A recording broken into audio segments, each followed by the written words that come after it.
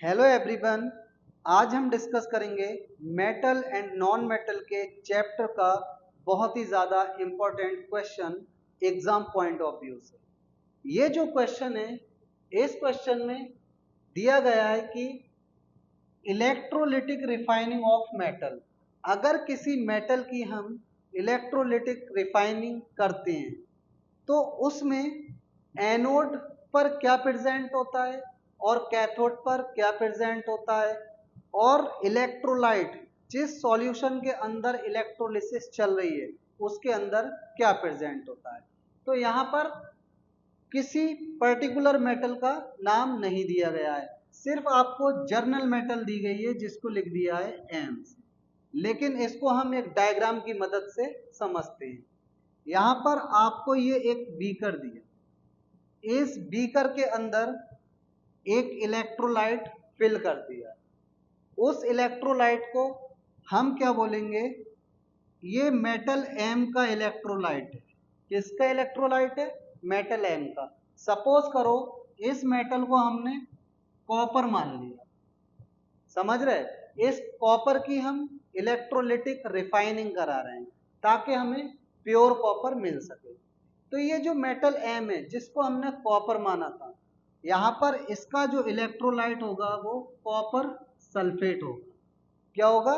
Copper sulphate का aqueous solution, या फिर आप ये बोल सकते हो कॉपर सल्फेट का इलेक्ट्रोलाइट होगा। अब आप क्या करोगे, यहाँ पर एक एनोड लोगे और एक क्या लोगे आप, कैथोड लोगे। ये जो आपका एनोड होगा ये आपका होगा इम्प्योर मेटल का।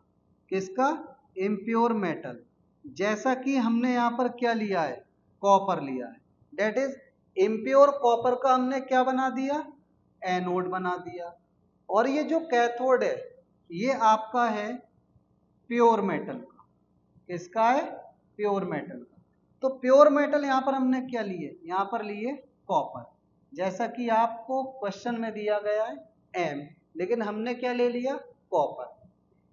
अब ये जो एनोड होता है और आपका कैथोड होता है, इसमें जो कैथोड होता है आपका, ये आपका थिन लेती है, और जो एनोड होता है ये आपका थिक होता है। जब आप इन दोनों एनोड और कैथोड के बीच इलेक्ट्रिसिटी या फिर इलेक्ट्रिक करंट पास कराते हो, तो इलेक्ट्रिक करंट पास कराने से क्या होता है, ये जो इम्प्योर कॉपर है इससे सारा का सारा कॉपर आयंस की फॉर्म में इलेक्ट्रोलाइट में जाता है, और यहाँ से इलेक्ट्रॉन किधर जाती हैं, कैथोड की तरफ।